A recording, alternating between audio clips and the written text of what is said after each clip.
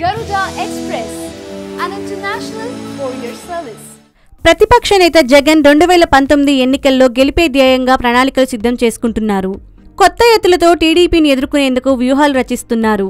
కొన్ని సందర్భాల్లో అధికార పార్టీకి కూడా అంతుచిక్కకుండా వ్యవహరిస్తున్నారు. ఇందుకు ఉదాహరణ ఇటీవలే ఎన్డీఏ అభ్యర్థి రామ్నాథ్ కోవింద్కు పాదాభివందనం చేయడం.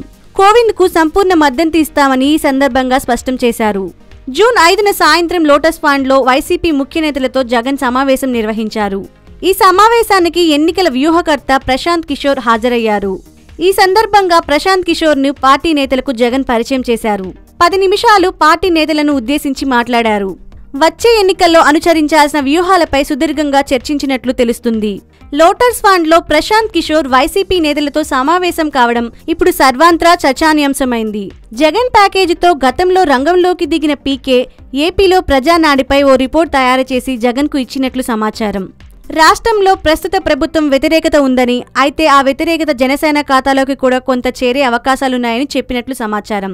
ఇలా ఓట్లు చీలిపోయి చివరికి టీడీపీకే లాభం జరిగే అవకాశం ఉందని, అందుకు జనసేనతో కలిసి ఏపీలో మహాకూటమిని ఏర్పాటు చేస్తే మెరుగైన ఫలితాలు ఉంటాయని పీకే జగన్కు చెప్పారని అప్పట్లో విస్తృతంగా ప్రచారం జరిగింది. సాదాసీదాగా కనిపించే ప్రశాంత్ కిషోర్ రంగంలోకి దిగారంటే ప్రత్యర్థి పార్టీలు ఓటమికి తలవంచాల్సిందే. 2014 ఎన్నికల్లో ప్రధాని నరేంద్ర మోదీ విజయం సాధించడానికి, ఆ తర్వాత బీహార్లో నితీష్ కుమార్ విజయం సాధించడానికి ప్రశాంత్ కుమార్ వ్యూహకర్తగా పనిచేశారు. అయితే విజయాలతో పాటు అపజయాలను కూడా ఆయన మూటకట్టుకున్నారు. యూపీలో కాంగ్రెస్ ఎస్పీ కూటమిని మాత్రం గెలిపించలేకపోయారు.